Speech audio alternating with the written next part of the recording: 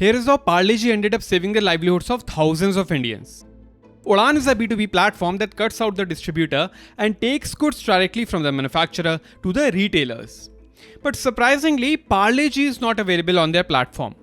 Because when Udaan went to ParleG, ParleG said that if you want our biscuits, you go buy them from our distributors. Udaan was not going to accept this, so it filed a case with the Competition Commission of India. And Udaan argued that Parle dominates glucose biscuits with an 83% market share.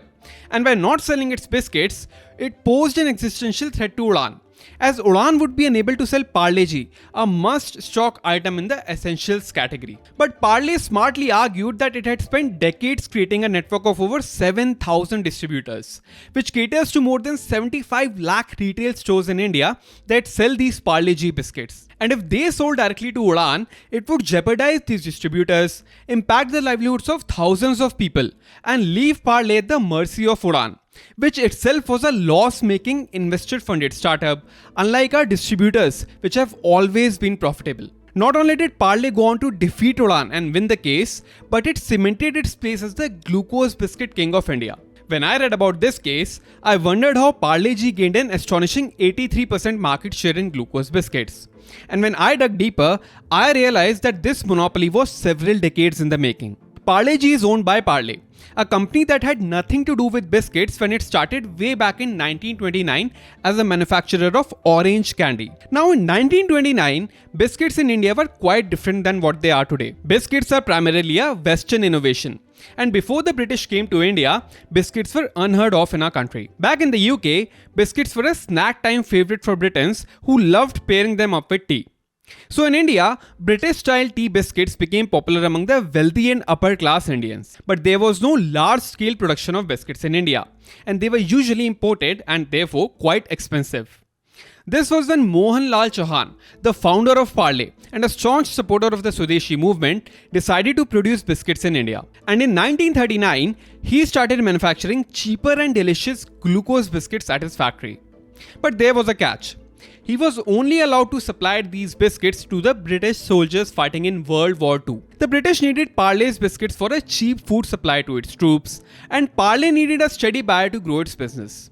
So for the next 7 years, this symbiotic relationship helped Parle establish its hold in the biscuit making business. And when the British finally left in 1947, Parle launched its glucose biscuits for the Indian masses, advertising its Parle Gluco biscuits as a cheaper alternative to British brands that were still being imported. And for a short time after independence, Parle Gluco biscuits grew without any obstacles, gaining market share and popularity as Indians got used to eating biscuits with tea every single day. But this started changing in the 1960s when other competitors like Britannia came along with their brand of glucose biscuits. Suddenly, the market was filled with several glucose biscuit options that all looked the same. And the consumers were unable to distinguish between these different options and ended up buying whichever option the shopkeeper pushed to them. This was when Parle decided to stop this imitation once and for all. They rebranded their biscuits from Parle Gluco to ParleG and introduced this iconic girl on their packaging that all of us can recognize from miles away. So with this distinction, ParleG was a biscuit that now provided the perfect mix of taste and nutrition at a very affordable price. In fact, the price has been so affordable for so long that I got suspicious. The most popular packaging of ParleG is this small pack that currently sells for just ₹5. And even this is an inflated price. The price of this packet was hiked from ₹4 to ₹5 in 2021, which was the first price hike in this packaging since 1997. And if you look at larger metrics, the per kg cost of ParleG is just ₹100 per kg, which is quite affordable. If you have made it this far, please subscribe to my channel. I promise my content will add value for you.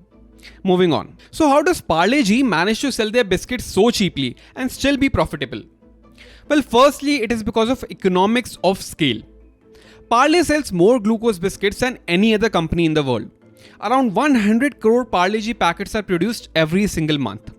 And to produce these biscuits, it needs to buy raw materials and ingredients like wheat and sugar. And at such a gigantic scale, Parle possesses a negotiating power like no other company. The price I will get if I am buying 1000 tons of sugar will obviously be much lower than the price I will get if I am buying 10 tons of sugar.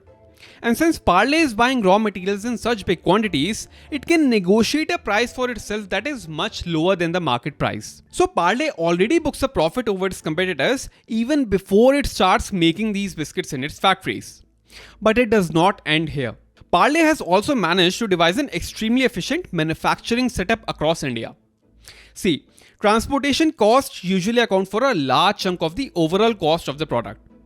Once the biscuits are ready in the factory, Parle now needs to transport them to distributors across city and states. And this transportation cost increases exponentially as you move farther and farther away from the factory.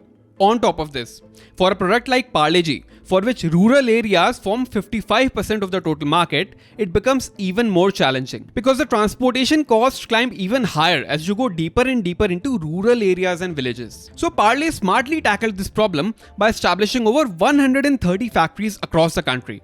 10 of these are owned factories that are located within 60 kilometers of the most populous cities of India. This solved the problem for the urban areas, and for the rural areas, Parle has a different solution altogether. It hires subcontractors in major hubs around these rural areas to make the biscuits for them. So Parle basically has a third-party manufacturer, gives it technology, the ingredients and the know-how, and gets rid of the manufacturing process altogether. The result is that the transportation costs for Parle are so low that it can manage to keep its operations profitable even while selling a 5 rupee pack of biscuits anywhere in India. But I was still not satisfied. Granted that Parle is buying the ingredients at an extremely cheap price and has an extremely efficient supply chain, it is still not possible to sell the same pack of biscuits for just 4 rupees for 23 years without a single price hike. The minimum support price of wheat, or the price guaranteed by the government to farmers, increased by more than 4 times, from rupees 475 in 1997 to rupees 1975 per quintal in 2021. So when the raw materials are becoming so expensive, how did Parle manage to sell the same product without changing the price? Well, this was because they were not changing the price of the product, but its size. This is where the concept of shrinkflation comes into play. Shrinkflation is a clever marketing strategy where instead of raising the price of a product, a company reduces the size or quantity of the product while keeping the price the same. Consumers like you and I are generally more sensitive to price change than to changes in quantity or size. So if ParleG had decided to increase the price, it would have likely faced a decline in sales volume that would have affected its revenue. And this is not just a theoretical concept either.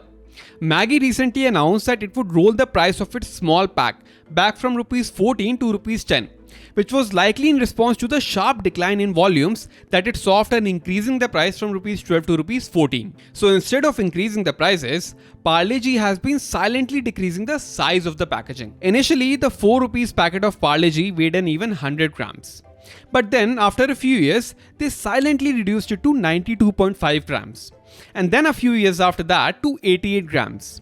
And a series of size drops after that in the following years, until finally the same packet now weighs just 50 grams. So from selling a 100-gram pack for rupees 4 at rupees 40 per kg in 1997, they went to selling a 50-gram pack for rupees 5 at rupees 100 per kg in 2024. So this silent size reduction allowed ParleG to cope with the rising prices and inflation through the decades, as it managed to keep both the prices and the customer satisfaction in check. And this was how, with a mix of scale, supply chain optimization and shrinkflation, ParleG manages to hold the fort as the undisputed market leader in India, while also being the most selling biscuit in the entire world. If you made it this far, please hit the like button and follow me on LinkedIn. The link is in the description below. Until I see you in the next video, goodbye.